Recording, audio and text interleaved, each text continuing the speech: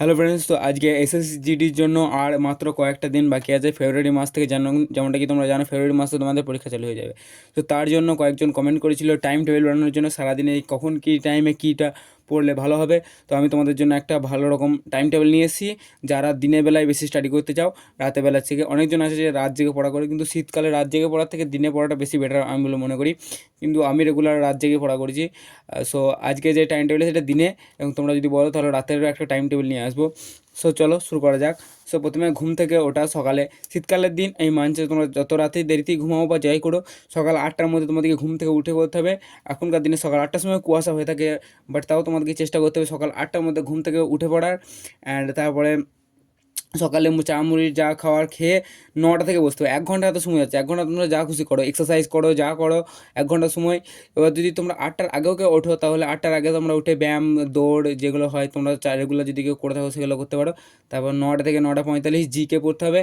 GK তোমরা বই থেকে পড়ো বা যে কোনো লেকচার থেকে পড়ো ইউটিউবের, সেটা তোমাদের উপর নির্ভর। এবার 45 মিনিট জিকে পড়তে হবে। এদিকে আমি 15 মিনিট বাদ দিয়েছি, যেহেতু 15 মিনিট তোমাদেরকে ব্রেক নেওয়ার জন্য দিয়েছি। এবার যদি কেউ মনে করো ব্রেক না নেবো, তাহলে সে ব্রেক না দিলে টানা 1 ঘন্টা জিকে হতে পারো। সো তারপরে আবার 10টা থেকে তোমরা যতক্ষণ মন রিজনিং প্র্যাকটিস করবে। প্র্যাকটিস সেটের প্রিভিয়াস ইয়ারের প্র্যাকটিস সেট হোক বা নতুন কোনো প্র্যাকটিস সেটের হোক, প্রিভিয়াস ইয়ার যাই হোক, রিজনিংগুলো ডেলি প্র্যাকটিস করবে। রিজনিংয়ে অনেকের অনেক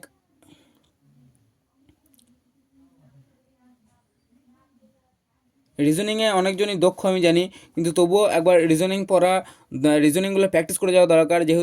কারণ কিছুদিন আগে আমার টেকনিশিয়ানের পরীক্ষা ছিল, যে আমি রিজনিংগুলো প্র্যাকটিস করে যাইনি, তাই রিজনিং অনেক ভুল হয়ে গেছে। কেউ বলে বিশ্বাস করবে না, কিন্তু রিজনিংয়ে আমাকে মার দিয়ে দিয়েছে। তাছাড়া সায়েন্স, ম্যাথ যেগুলো যা ছিল সবই ঠিকঠাক চলে এসেছিলো, বাট রিজনিংই গোলমাল করে দিয়েছে।